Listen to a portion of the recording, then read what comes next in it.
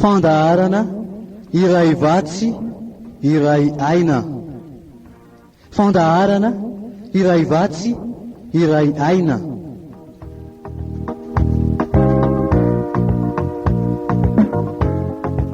Iarahanao amin'ny mpanompon'Andriamanitra Herliva Razafy Manantsoa.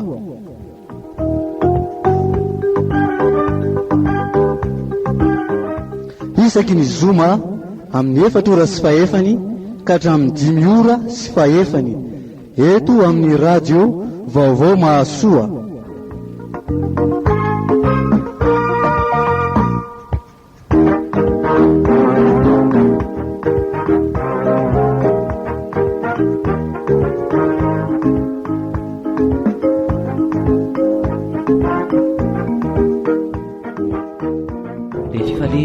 Indray Herliva Razafy Manantsoa no miaraka aminao anatin'ny ty fandaharana iray vatsy iray aina ity.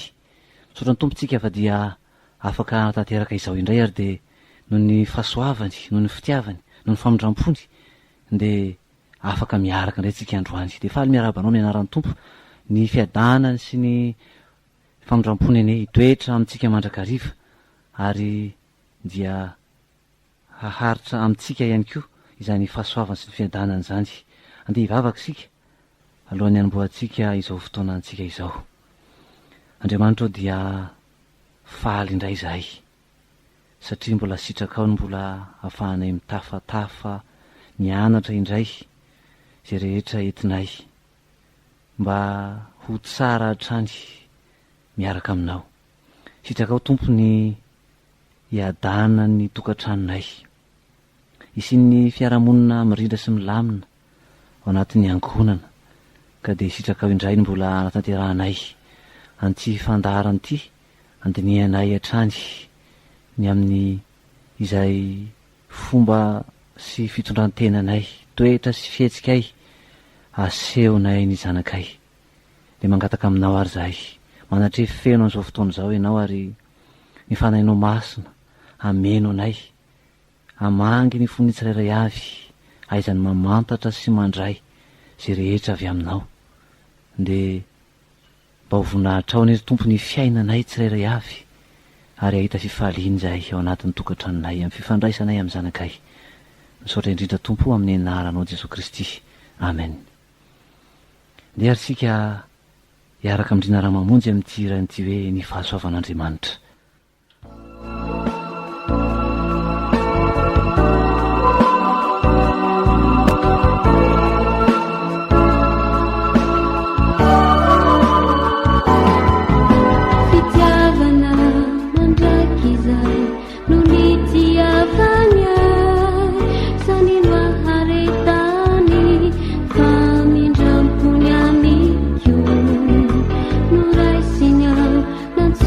You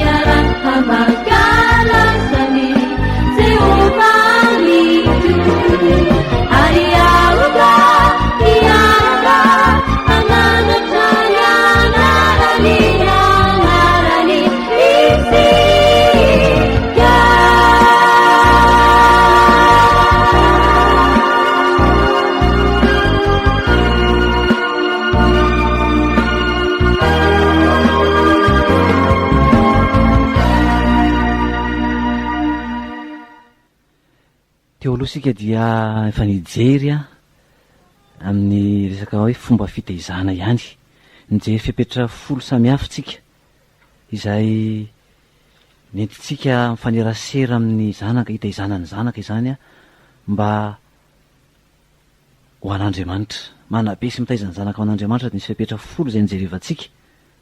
Mino aho fa efa niezaka ianao a nampiatra na dia ny sasatsasany ihany iza tamin'izany, ary mbola tohizantsika indray zany amin'ity anio ity fipetra folo hafa indray.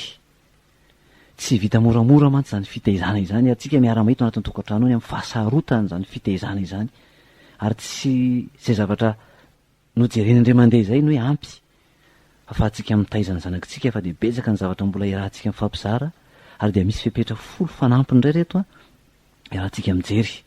Mety efa betsaka ny ezaka efa nataonao. Ny olana koa nefa matetika dia ny fomba fifandraisantsika amin'ny zanakitsika ireo mihitsy no manahirana antsika, ary mahatonga tsy fankazahoana sy olana eo amin'ny fifandraisana zany. Ny fomba anehoantsika fitiavana ihany koa matetika tsy mifanitsy amin'izay andrasan'ny ankizy, dia niezaka samihafa izay atao a manjary indraindray mila mahakivy fa toa tsy dia misy vokatra izy ireny. Azontsika ihany koa ety am-piantoana dia efa miresaka hoe tsy voatery hoe rehefa manatanteraka indreny tsika dia hoe ahita fahombiazana hatrany hatrany eo amin'izay hoe fitarihana ny ankizy a mba hoendry sy toetra amin'ny sitrapon'Andriamanitra. Fa eo amin'izay fifandraisana izay dia ny mitarika azy amin'ny toetra tsara sy n'izay hoe fomba hanehoantsika an'izay fitiavana sy fifandraisana tsara zay a no azontsika tanterahina.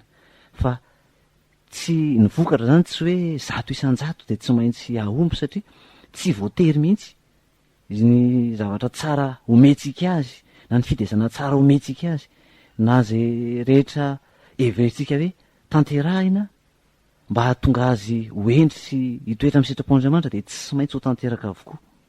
Fa ny mitarika azy zany no ataontsika mahatonga atsika miezaka manatanteraka fomba samihafa, fipetra samihafa, manatanteraka fitsipika samihafa mba hitarika azy a hitondra tena tsara ianatrehan'Andriamanitra izay a sy anaraka izay mety hoe toetra tiatsika mba hahatongavan'izay. Ary dia azakivy eo amin'izay ezaka ataonao a fa ny mitarika azy no anjarantsika. Hitantsika misaotra masina na dia ny tantaran'ny Samoela ihany aza, tantaran'ny Samoela izay mpisorona endry nanatanteraka an'izany sitrapon'Andriamanitra izany, nanao an'izany asa fanompoana izany any amin'ny Samoela voalohany 7.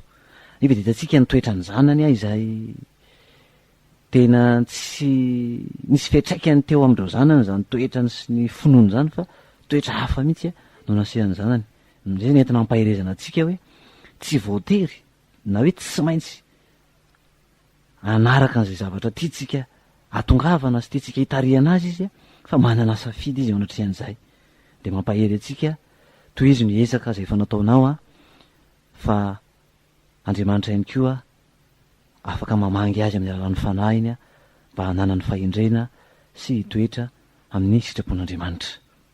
Mandeha rejerentsika ny amin'ny hoe fipetra folo fanampiny indray a izay miankina betsaka amintsika ray aman-dreny hatrany hatrany moa zany izy reto, mba hanomana antsika ny zanantsika izay a ho an'Andriamanitra sy hanana fahendrena zany.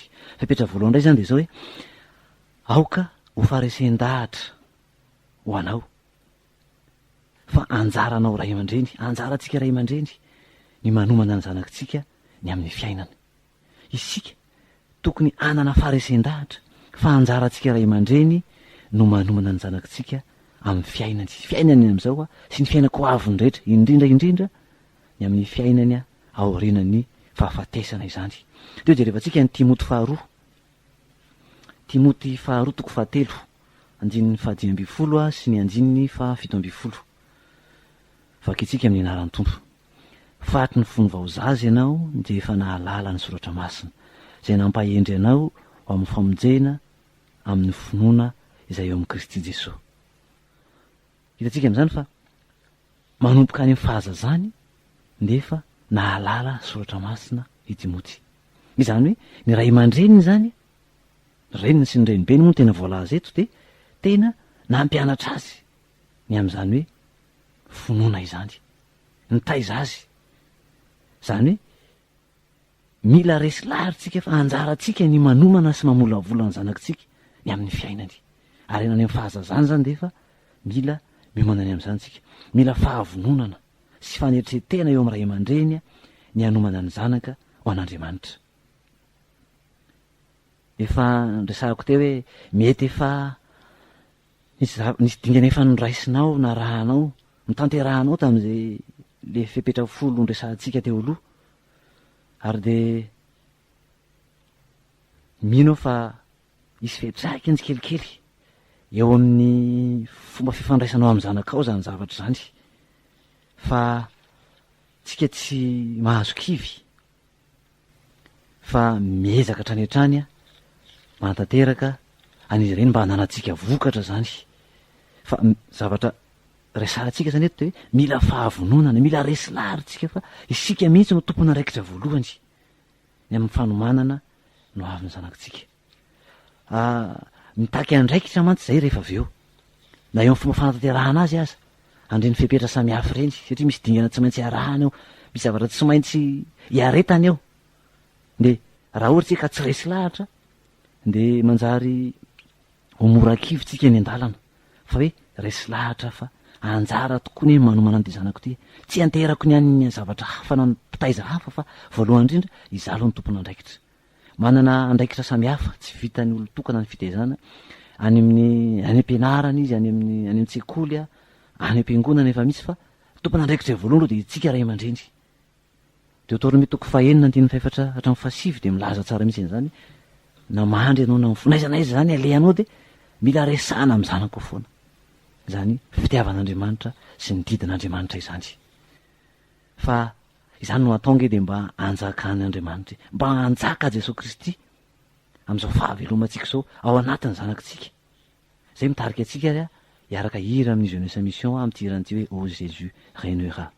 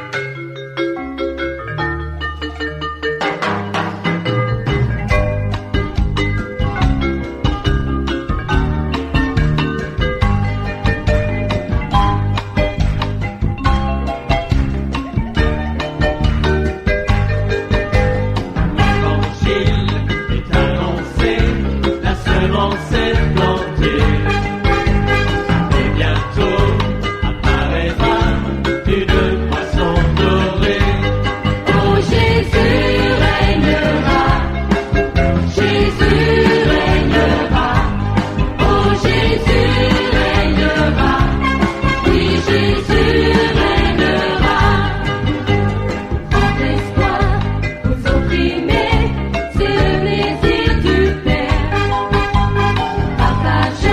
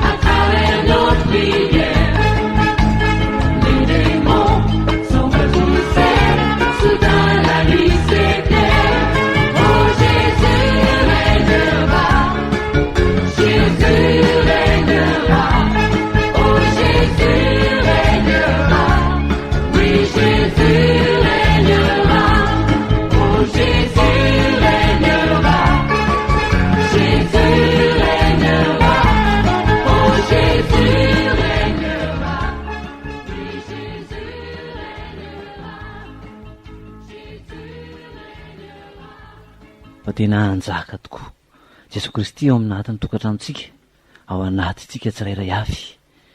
Zavatra faharoa dia izao ary ataovy izay ahatsapany ny zanakao fa manana ny lanjany izy ao anatrehanao. Ataovy izay ahatsapany ny zanakao fa manana ny lanjany izy, mavesa-danja eo aminao izy, sarobidy eo masonao izy. Mety matetika tsika rehefa misy tsy fahombiazana na misy ditra tanteraky reny zanakitsika reny dia zavatra matetika tanterahantsika dia manambany azy, matetika ataotsika dia manamaivana azy, mihevitra azy ho toy ny tsinitsinina. Nefa tsy izany no tian'Andriamanitra ho toe-pontsika eo anatrehan'izay mety fahadalana na mety ho fahadisoana tanderan'ilay zanakitsika reny, fa mandritra ny hifandraisantsika ary amin'ny zanakitsika. Inona zavatra mitranga ifandraisantsika tany aloha hoe ny fitiavana tsy misy fitiavana izay tsy miankina amin'ny toe-javatra, fa fitiavana tsy misy fepetra. Ohatraohatran'izay ny ty hoe mba ataovy izay ahatsapany fa manana ny lanjany izy, mavesa-danja eo anatrehanao io zanakao io. Efa tantara efa hainao loatra, tantaran'ilay ambaran'i Jesosy Kristy amin'ny fanoharana ao amin'ny Lioka 5:10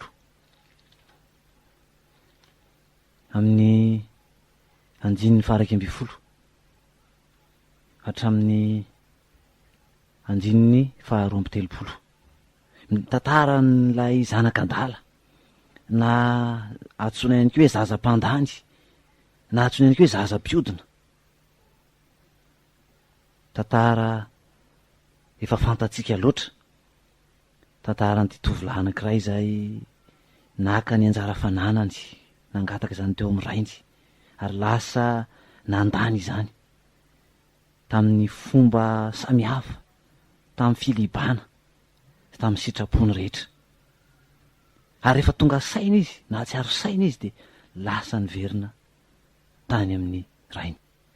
Ary ny tena tiantsika asongadina dia izao hoe ilay toe-pony rainy, ny fihetseham-pony raha niverina teo anatrehany ty zanany ty. Tena toetra tokony ho araitsika tahaka, tsy ny fahalalantsika ilay tantara fotsiny, fa hoe raha itsika tokoa mitojo zavatra tahaka izany na ny maivana noho izany aza, inona ny fahasiritsika ny zanakitsika. Andeo dia rehefa vakitsika niny 9:20 ny amin'ny 9:20 nylazany ny teny izay nambaran'ilay tovolahy rehefa niverina teo amin'ny rainy izy. Vakiny amin'ny anaran'ny Tompo. Lioka 5:10 ary ilay zanany nanao taminy hoe raiko, efa nanota tamin'ny lanitra sy teo anatrehanao aho, ka tsy mendrika atao hoe zanakao intsony. Izany no tenin'ilay zanany niverina teo amin'ny rainy. Raha itsika no to amin'izany toerana izany, asa inona ny mety ho nasiritsika? Satria amina zavatra ataoko hoe maivamaivana aza, zavatra ataoko hoe tsy dia tena mavesatra loatra, fiatraikan'ireny hoe mety hoe fahadalàny zanakitsika reny, efa mailakitsika ny amin'ny fanambaniana sy amin'ny tabataba entina asetry izany fahadalàna. Fa andeha ovakitsika ny navalin'ilay rainy azy. Vakiny amin'ny anaran'ny Tompo 9:20. Fa rainy kosa anao tamin'ny ankizilahiny hoe ala ho aingana ny akanjo tsara indrindra ka ampiakanjoy azy, ary asio peratra ny tanany sy kapa ny tongony, ary eto ety zanakombona fa ka noy, ary aoka isika hihinana sy faly. Fa ity zanako ity efa maty fa velona indray, ary efa very fa hita indray dia nifaly izy. Izany no nitsenany azy. Tena hoe naseho an'ilay rainy hoe manana ny lanjany ty zanany ity. Tsy nijery an'ilay fahadalàny intsony izy fa ilay fiverenany teo amin'ny rainy. Ary nataony tsapan'ilay zanany, manana ny lanjany izy, mavesa-danja eo anatrehany satria zanany, sarobidy eo imasony, fa na dia nanao fahadalàna aza rehefa niverina teo aminy no raisiny. Izany no tiana apetraka amintsika indray amin'ity fiapetra faharoa ty hoe ataovy izay ahatsapany fa manana ny lanjany izy, mafesa-danja eo anatrehanao ny zanakao io. sarobidy eo masonao io, atao fitsapany zanakao zany amin'ny fomba fiteninao, amin'ny fomba fandraisanao azy isan'andro zany, atao fitsapany. Indrindra moa fa hoe raha sendra nanao adalàna izy, atao fitsapany zany mba ahitany hoe tena tia azy ianao. Manamora sy manatsara ny fifandraisany zay, tsy hoe manomevahana ny fahadalàna akory satria hoe to vao maika vao karakara satria nanao adalàna nefa mbola toy izany ihany, fa Andriamanitra miasa ao anatiny atsapany hatrany fa tsy mety ny nataony fitiavana azy mbola aseho azy indray. Hita amin'ny tapany fahatelotsika mbola jerevantsika rehefa aveo hoe aiza ho aiza no ahafahana manitsy azy eo anatin'izay hoe mety ho fahadisoany zay. Fa hiditra amin'ny fahatelotsika, ataovy mahakasika ny fonao ny fihetseham-pon'ny zanakao, ataovy mahakasika ny fonao ny fihetseham-pon'ny zanakao. Asa raha azonao ny tianambarany amin'izany fa rehefa malahelo izy de miaraha miombona alahelo aminy, rehefa mitomany izy de ekeo zany fa misy zavatra ao matoa izy mitomany, misy zavatra tsy zakan'izay de anjarantsika manaiky an'izay. Jerevantsika ny Galatianina toko fahaenina, Galatianina toko fahaenina andininy faharoa, Galatianina toko fahaenina andininy faharoa. Mifampitondrà izay mavesatra ary aoka izany no ahatanterahanareo ny lalàn'i Kristy. Mifampitondrà izay mavesatra, matoa mitomany, matoa malahelo de misy zavatra izay manavesatra ao zay, misy zavatra mampalahelo ao zay, de anjarantsika no miara-miombona alahelo amin'ny zanakitsika eo anatrehan'ireny hoe alahelo sy tomany izay mivoaka no ny fihetseham-pony zay. Romanina toko faharoa amby folo andininy fahadimy amby folo, fakitsika mianarany tompo, miaraha mifaly amin'izay mifaly ary miaraha mitomany amin'izay mitomany. Matetika rehefa mamangy manjotsika no mandre an'izany teny zany na miteny an'izany teny zany, fa ao anatin'ny tokantrano ao rehefa misy malahelo ao de aoka hiara alahelotsika, rehefa misy mifaly ao de miara mifaly tsika, rehefa matahotra ny zanakao, misy zavatra mampatahotra azy de anjarantsika no miara miombona amin'izay, mampahery azy. Matetika ny zavatra asehoantsika de zao, rehefa mitomany ny zaza de mangina fa be koretaka, rehefa matahotra izy de inona le mampatahotra eo, sary tahotra mihitsy zany tsy miombona, tsy mahakasika ny fotsika zany le fihetseham-pon'ny zanakitsika, fa te hampahery azy tsika, te hanala azy eo amin'izany hoe toetra mety everitsika ho be koretaka izany na be tomany zany na zany toetra sary tahotra zany, de avy hatrany tsika tonga de mitsara azy, avy hatrany de maika mamely azy, tsy miombona amin'isika ao anatin'izay, tsy mahakasika ny fotsika zany le izy, fa ataovy azonao mihitsy hoe matoa misy an'izany eo aminy, misy an'izany fihetseham-po zany, misy zavatra izay tsy zakany eo zany. Mety amintsika le izy tsy mampaninona atsika hoe zay zany ve de ampitomany, izany ve de ampalahelo, izany ve de atezitra, fa matoa zay mitranga, zay ny fihetseham-pony, zay zany izy mahakasika azy le izy, kasika ny toe-pony de zay ny toe-pony avoakany, de anjarantsika miara-miombona aminy amin'izay. Ka mba azonao tsara ny tianambara satria ny fiombonanao amin'izay de atsapany hoe tena tianao izy, atsapany hoe tia azy marina ny ianao satria mahazo ny olana ianao, mahazo ny olana ianao de namany akaiky ianao amin'izay. Ekeo aloha zany, ekeo aloha zay fihetseham-pony zay, mety ho zavatra mety tsisy dikany le izy amintsika, fa amin'ny voalohany de zao ekeo aloha ataovy mahakasika ny fonao aloha zay, avy eo tsika vao mitarika azy hitraka raha mitanondrika izy, avy eo tsika vao mitarika azy anana fanantenana, mitarika azy mba atanjaka, mampahery azy.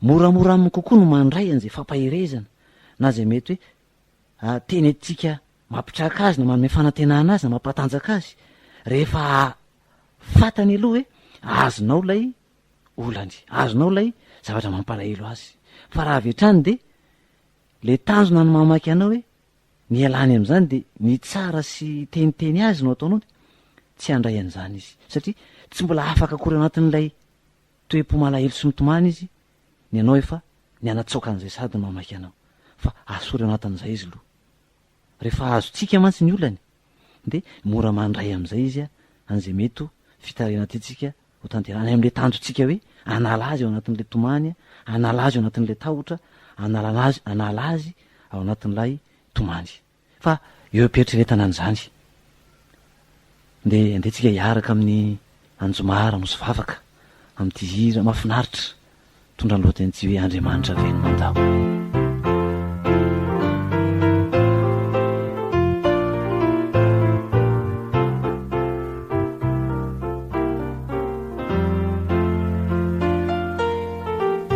Andriamanitra veno mandao, Andriamanitra veno mandao, no mandao.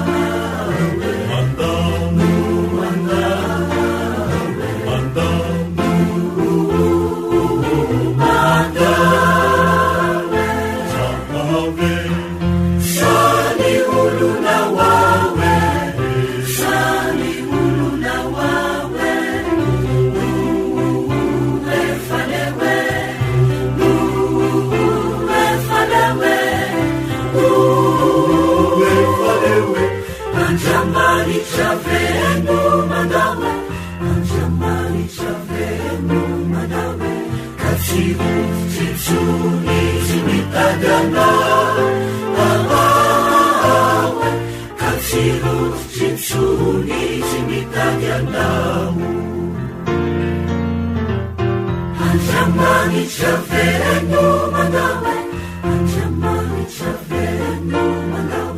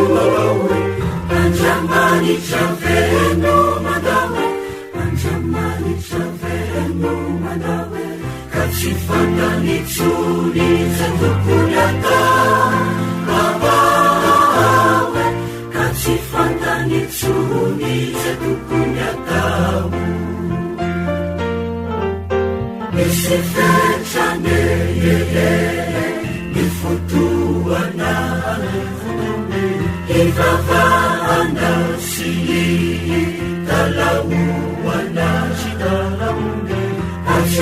Sininginamafy Silajaianawe Isifetanye Nifutuana Ivavana Talauana Sikalaunde Achitachiningininamafy Silajaianau Anjamari Chatsimogo Anjamari Chatsimogo Ibu isi nyanja sianau Ibu isi nyanja sianau Anjamani Chatsimogo Anjamani Chatsimogo sianau Ibu isi nyanja sianau Ibu isi nyanja sianau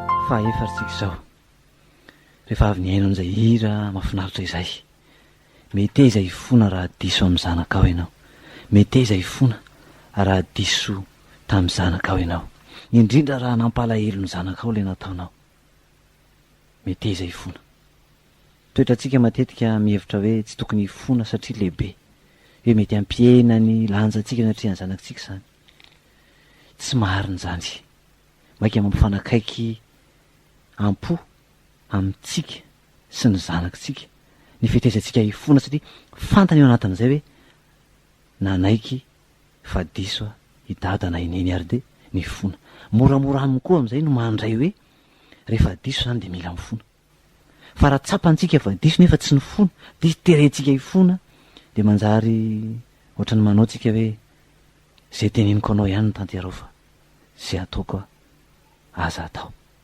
Jakoba toko 5 andininy 12 vakitsika mianaran'ny tompo Jakoba toko 5 andininy 12 koa mifaneke eloka ianareo tapany voalohany zany koa mifaneke eloka ianareo mifanaiky fa tsy hoe nizy ihany no asena manaiky ny elo mifanaiky zany hoe zay diso zany de mila miaiky ny elony ary ny eo amin'ny zanakitsika de zany mila manaiky sika fa diso indrindra raha nampalahelo ny zanakitsika le zavatra mety ho nataotsika ka nahadiso antsika aleo mibaboka tsy mampaninona mihitsy zany aza everinao hoe manena ny lanjanao amin'ny maray mandreny ianao zany fa maika mampiakatra ahafany zanakao mahazo ihany koa fa ianao ny olombelo le mety ho diso ianao tsy mampaninona miteny azafady diso dada tamin'iny diso neny tamin'iny fona aminao aho diso aho fa azafady mampitony kokoa ny alahelony koa zay raha malahelo izy sady mahafaky eloka atsika eo anatrehany aokary mety ho dingana mety ho sarotra aminao zany fa zay le hoe zay le fepetra voalohany hoe aoka nanafary esen-daritsika fa raha tsy resy laritsika de manjary tsy sarotra amintsika natateraka n'le dingana samihafa ary dingana ara-tsoratra masina avokoa zany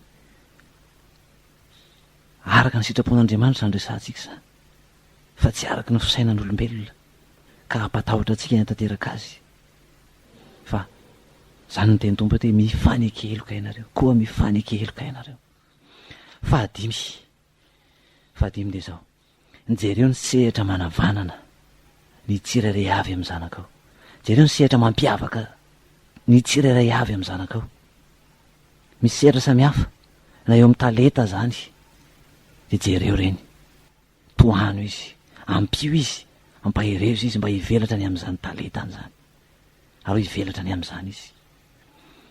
Aza ampitahina amin'ny hafa izy fa zao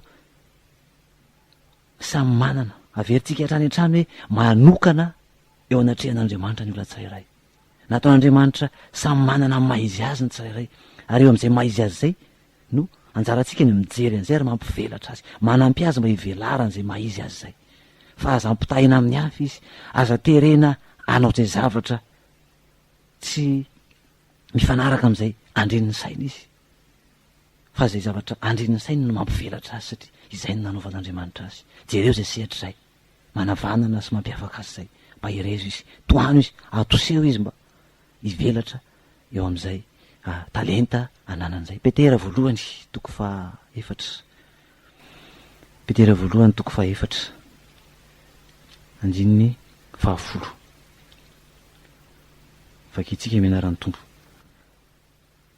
Samy mifanompo araka ny fanomezam-pahasoavana izay noraisinareo, dia tahaka ny mpitandrina tsara ny fahasoavana maro samihafa izay an'Andriamanitra. Samy mifanompo araka ny fanomezam-pahasoavana izay noraisinareo. Zany misy fanomezam-pahasoavana izay omen'Andriamanitra, dia ireny no jerevana afahany mivela. Samihafa io, be dia be ny fanomezam-pahasoavana izay omen'Andriamanitra, ary dia ireny no tokony ataotsika zay hivelarany zanakitsika ny am'ireny, mba hahafahany miroso am'ilay planin'Andriamanitra ny amin'ny fiainany, fa tsy zay tiatsika ahatongavana ny amin'ny fiainany. Fa enina, dia raha sy ankasitrao ny zanakao rehefa tsapanao, hitanao fa mahavita zavatra tsara izy, dia raha sy ankasitrao izy rehefa mahavita zavatra tsara. Ilainy ny zanaka zany, ary verina amintsika hatrany zany. Mety efa renao foana zany na tamin'ity fandaratsika ity ara iray vatsirainy ity, na amin'ny fandarana samihafa, fa tsy fantatro hoe aiza ho aiza ny mety efa nampiaranao azy am'izay zavatra mety hoverinao kely aza, na hoe zavatra hoe tsy de mbola tena hitantsika hoe nahafa-po aza, de efa tsara ny midera sy mankasitraka azy. Maika moa fa hoe nahavita zavatra lehibe izy a, tena tsapanao hoe tena mendrika ny hoderainy izy teo anatrehan'izany, de anjarantsika ny midera azy. Ndenge tsika hijery Filipianina toko voalohany diny 7 hatramin'ny 5. Paoly apôstôly manoratra ho an'ny kristianina tany Filipi, noratra taratasy ho azy ireo a, dia zao ny anombohany azy amin'ny 7. Vakina mianaran'ny tompo. Misaotra an'Andriamanitra amin'ny fahatsiarovako anareo, mandrakariva aho amin'ny fivavahako rehetra ho anareo rehetra, ka mangataka amin'ny fifaliana noho ny firaisanareo ampandroso ny filazantsara hatramin'ny andro voalohany ka mandraka kehitriny. Zany hoe mankasitraka, midera, misaotra an'Andriamanitra Paoly apôstôly noho ny amin'ny toetra tsara izay asehon'ireto kristianina tany Filipi reto. Misaotra noho ny firaisanareo ampandroso ny filazantsara hatramin'ny andro voalohany ka mandraka kehitriny. Ny zavatra tsara zany tanterahan'ireto kristianina tao Filipi reto, de mankasitraka ao anatin'ny taratasiny i Paoly. Ary fomba amin'ny Paoly rehefa manao epistily izy, zay foana ny voalohany, mankasitraka izy mijery zay rehetra tsara vitan'ny ilay fiangonana izy, re kristianina, de ankasitrahany zany, de rainy izy anatin'izany, ary ampahireziny izy. Avy eo zay vao manitsy ny tsy mety. Ary tokony fomba atsika efetantsika teo aloha zay hoe alohan'ny antsina mba jereo aloha zay zavatra mba tsara, zavatra azo raisina, de izay no mba hasongadina aloha, entina mampahery azy zany. Fa tsy avy hatrany de potserina ilay tsy mety a, de ohatrany hoe tsy nanao ninina, ohatry hoe tsy misy dikany zay zavatra vitan'ilay olona, nefa tao anatin'izany a isika kosa de tokony hahita fa nisy zavatra nataon'ilay olona tao, nisy ezaka tao, fa mety tsy nahafa-po fotsiny le izy a, de ny fampaherezana ny olona mba hanao zavatra tsara, de ny filazana ny zavatra tsara zay nataony aloha, rehefa avy eo zay vao miditra am'lay fantsiana zay tiana hatongavana mba tsy toerana anatin'izay tsy mety zay, fa ahafahany mandroso zany hoe tsara zany treto a, neto zany amboarina ohatran'izao a, de mampivelatra ny asa zany a, mampitombo ihany koa ny fankatiavana, satria hita hoe tsy avy hatrany de ny tsy mety ihany no hita, fa mba nahita ilay zavatra tsara izay tanterahany zanakitsika isika, de raha izy ao anatin'ireny de mahaiza mankasitraka, mahaiza midera ny zanakitsika ao anatin'izany. Azo atao aza no mandotra fanomezana, vitantsika tany aloha zany entina ankasitrahana rehefa tsisy an'izany a, ny fotsika miara-miombona amin'izany zava-bita tsara izany izay reniny zanakitsika de efa zavatra lehibe eo amin'ny fifandraisantsika sy hitariana azy ho amin'ny toetra tsara mandrakariva. Matetika zay nge tsy mety tafita any amin'ny zanakitsika ny anatra sy ny fampianarana izay ataotsika satria ny fifandraisantsika aminy no ratsy matetika de tsy mandray izy satria amin'ny zanakitsika isika efa tsy namana, tsy mahazo ny olany de lasa malaina izy andray zay fampianarana mihitsika enony fotsiny zany ary tsy laviny fa tsy manatanteraka an'izany izy fa ny anatsarana ny fifandraisana ny ampifanakaiky ny fo no atahotra any an-trany de moramora aminy ny mandray an'izay fantisiana an'izay anatra sy fampianarana sy mandray ihany koa ny mijery sy makatahaka ny fiainantsika raha mandeha araka ny sitrapon'Andriamanitra mandrakarivisika. Zavatra fahafito pepetraka fahafito de zao aza mampanantena zavatra amin'ny zanakao kanefa tsy ho vitanao tsy inona ny anatanteraka an'izany. Aza mampanantena zavatra tsy ho vitanao kanefa tsy ho ne mampanantena zavatra amin'ny zanakao kanefa tsy ho vitanao ny anatanteraka izany. Izay efa nekena dia tanteraha indra. Izay efa nekenao ny fanekenao tamin'ny zanakao nambaranao aminy dia tanterahany zany. Jerevantsika ny Matteo toko 5:7-8. Matteo toko 5:7-8. Vakitsika mianaran'ny tompo. Fa aoka ny teninareo ho eny, eny, tsia, tsia. Fa izay mihoatra noho izany dia avy amin'ilay ratsy. Rehefa nanaiky zany de manaiky. Ary rehefa tsy vita de tsia de tsy manatanteraka izay tsika. Manimba ny ankizy ny fampanantenana tsy tanterahina. Ary manimba atsika ihany koa satria eo mason'ny zanaka zany tsika de olona tsy mitana ny teny nomena. De mampita toetra ratsy any amin'ny ankizy tsika any amin'izay satria isika koa tsy manatanteraka izay zavatra efa ampanantenantsika. Fa izay ampanantenaina dia tanterahany zany. Tanterahany zany. De tsika aloha ary isaitsaina an'izay rehetra voalaza zay. Iaraka amin'ny saloha fiderantsika zao avy fa ho hitanareo.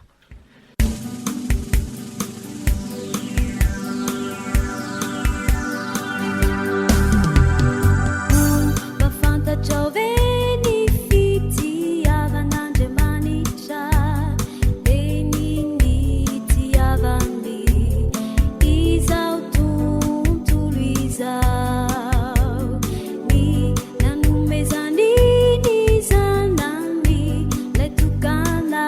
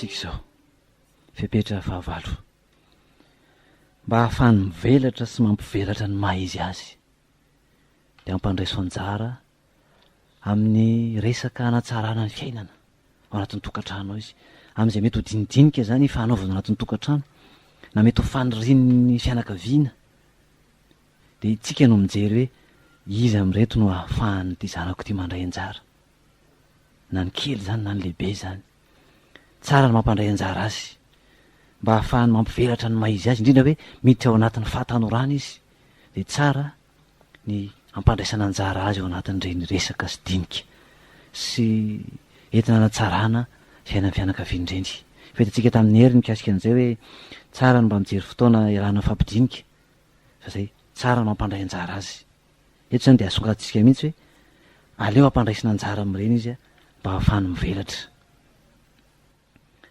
fa mampivelatra mihitsy ny maha izy azy zay satria afaka maneho ny heviny izy ary raha tsara le hevitra izay arosiny a dia mampahery azy zany hoe hitany hoe manana hevitra tsara ary noraisina zany hevitra zany dia vakitsika ny jaona toko fahaenina andin'ny fahadimy jaona toko fahaenina andin'ny fahadimy ary Jesosy nanompo ny masony ka nahita fa nisy vahoaka betsaka nanantona azy dia hoy izy tamin'ny Filipo aiza no hividianantsika mofo ho an'ireo aiza no hividianantsika mofo ho an'ireo fantatry ny tompo tsara ty tataty mafahaitsika fa le namokisany Jesosy ny olona tsy omby 5,000 rehefa avy nitory teny izy a be dia be ny olona tsisy sakafo omena azy a dia Andriamanitra Jesosy Kristy maha-Andriamanitra azy dia afaka tonga dia manao fahagagana hoe reto ny sakafo isika ihany koa eo anatria amin'ny maharay aman-dreny antsika mety manana ny hevitsika sy ny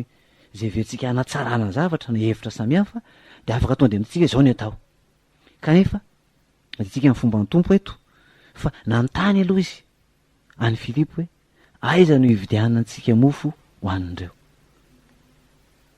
ary zany mihitsy le teny eto hoe izany no nataony mba izany toetra azy fa izy nahalala ihany izay efa ataony toetra tokony hananantsika koa zany manoloana ny zanakitsika hoe misy zavatra izay efa fantatro fa zao no mety ho tsara atao zao no atao maka ny hevitry ny zanakitsika dia mba milaza ny heviny izy a azo atao ny mandanjalanjany zany a mampanakarena ny zavatra tianao atao zany amin'ny hevitra dia tsara zay fomba ny Jesosy Kristy zany ny maka ny hevitry ny hafa eo amin'izay zavatra tianao tanterahina na dia efa manana zay tianao tanterahana azy izy mahafantatra zay tokony ho ataony azy izy a dia maka ny hevitry ny hafa izany tsy milaza hoe tsy maintsy le anahy zany no ataoko satria efa fantatro hoe mody alaiko ny hevitra fa isika ny hevitra terabary a hevitry ny maro matakadavitra ihany koa misy zavatra mety tsy takatra ny saintsika mihitsy fa izy mety hatakatra azy mety ho tsara no le hevitsika azy any azy dia izay no raisina fomba ny tompo zany fahasivy a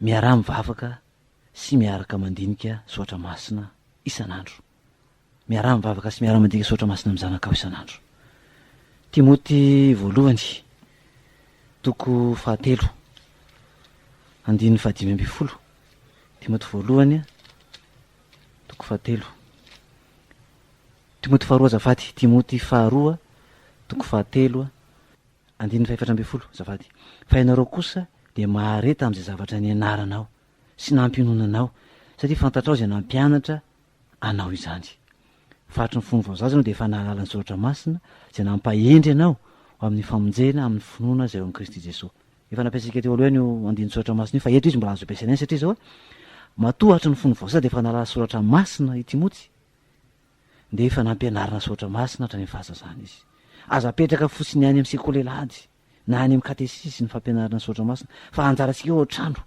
mizara an'izany amin'ny zanakitsika zaro amin'ny dalana tokony alehan'ny zazo ny soratra masina fa na lehibe azy izy dia tsy ala ho amin'izany manaova ezaka aoka andamina fotoantsika zay le hoe mila manana finiavana mila resy lahatra zay fa afaka miroso fa raha zavatra tsy maharesy lahatra tsy roso amin'izantsika fahafolo farany a dia zao mivavaho any zanakao mivavaho azy ho azy tsirairay avy anjarantsika ny mivavaka ho an'ny zanakitsika tsirairay avy fa ilaitsika mihitsy zany mba hisoany zanakitsika ny amin'ny finoana an'Andriamanitra Joba voalohany Joba voalohany 14 hatramin'ny 5 vakiny amin'ny aran'ny tompo ary fanaony zanany lahy ny mandeha sy manao fanasana isan'andro ny avy isatranony dia naniraka naka ny anabavy ny telo mirahavavy izy hiara-mihinana sy misotro aminy ary isaky ny tapotra mitsingerina ireo andro fanasana ireo dia naniraka Joba ka nanamasina ireny ary ny fomaraina koa izy ka nanatitra fanatitra dorana araka nisan'izy rehetra fa hoy Joba fandro efa nanota ny zanako ka nandahan'Andriamanitra tao am-pony. Joba zany dia nifona ho an'ny zanany vavaka fifonana ho an'ny zanany satria ao anatin'izany fanazany dia matahotra izy mety nanota ny zanako dia anaovany fifonana anaovany fanatitra mifona amin'Andriamanitra izy mangataka fifonana amin'Andriamanitra anjarantsika mifona ho an'ny zanakitsika mety misy fahadalany any dia anjarantsika ny mifona ho azy. Joba ihany voalohany 10 tapany Joba voalohany 10 tapany voalohany tsy ianao va no nanao fefy manodidina azy sy manodidina ny tranony ary manodidina izay ananany rehetra. Andriamanitra nanao fefy manodidina ho an'ny Joba sy ny taranany sy ny fananany. Anjarantsika zany no mangataka amin'Andriamanitra mametraka ny zanakitsika eo amin'Andriamanitra mba hanaovan'Andriamanitra zany fefy manodidina zany mba hamefen'Andriamanitra azy amin'ny ratsy rehetra. Anjarantsika ny mametraka ny zanakitsika mba hanaovan'Andriamanitra fefy fiarovana ho azy amin'ny ratsy rehetra vavaka ho an'ny zanakitsika zany zao hoe fametrahana azy eo amin'ny tompo fifonana ho azy. Isaia 1:12 Isaia 1:12 aitsika tsara hoe ny zanako ny asan'ny tanako dia aoka ho atsitsika ihany apetraka eo amin'Andriamanitra ny zanaka mba izy no ikarakara azy izy ny iaro azy amin'ny ratsy fa aza mitaintaina fotsiny rehefa mandeha ny zanakitsika na matoko fotsiny efa lasa izy fa zao apetrao amin'ny tompo izy. Izay ara no azo natolotra tamintsika indray tamin'ity andro anty Andriamanitra ny ameny ny fanany eo anatintsika aizatsika mandray izay rehetra avy amin'ny tompo ary anampy antsika ihany koa anome finiavana ao anatintsika mba hanatanteraka izay rehetra sitrany atsara ny fifandraisantsika amin'ny zanakitsika atonga zanakitsika ihany koa ho mora handray ny anatra sy ny fampianarana izay ampianarintsika sy ataontsika an'izy ireny hivavakitsika. Misaotra Andriamanitra ny amin'izay rehetra nampianarina ao anay indray tamin'ity androany ity avy aminao zany ary dia mahagagy io masonay ampio ary izahay tsirairay avy ray aman-dreny ahijery izay rehetra avy aminao ka andray dingana anatanteraka izay rehetra fantatrao fa ahatsara ny fiainanay dia misaotra anao zany amin'ny zavatra rehetra ho voninahitra ao izay rehetra vita tompo amin'ny anaran'i Jesosy Kristy tomponay amen. Farany amaranantsika azy dia zao hoe angataka ny rija rasolondrabetsika amin'ity iray ity hoe tsy maintsy satria tiatsika ny mba handovany zany lanitra ny miaraka amin'ny zanakitsika rehetra.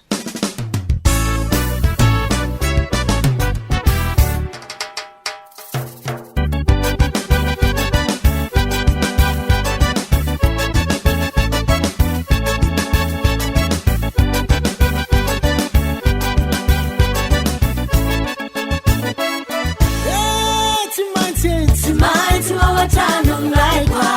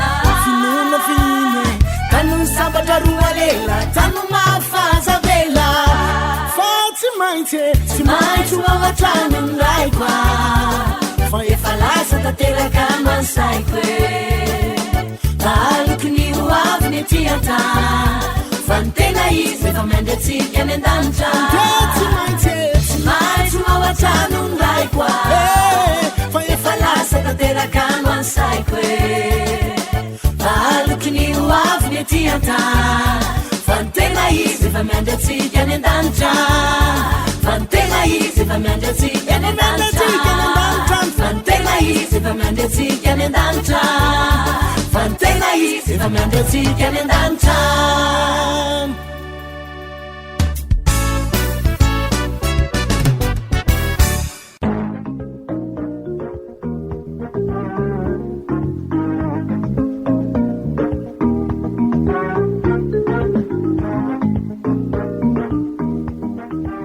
fandaharana iray vatsy iray aina fandaharana iray vatsy iray aina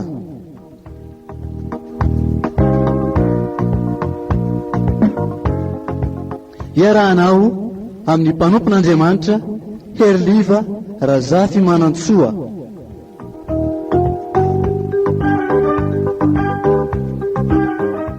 isaky ny zoma amin'ny 4 ora sy fahefany ka hatramin'ny 5 ora sy fahefany eto amin'ny radio vaovao Mahasoa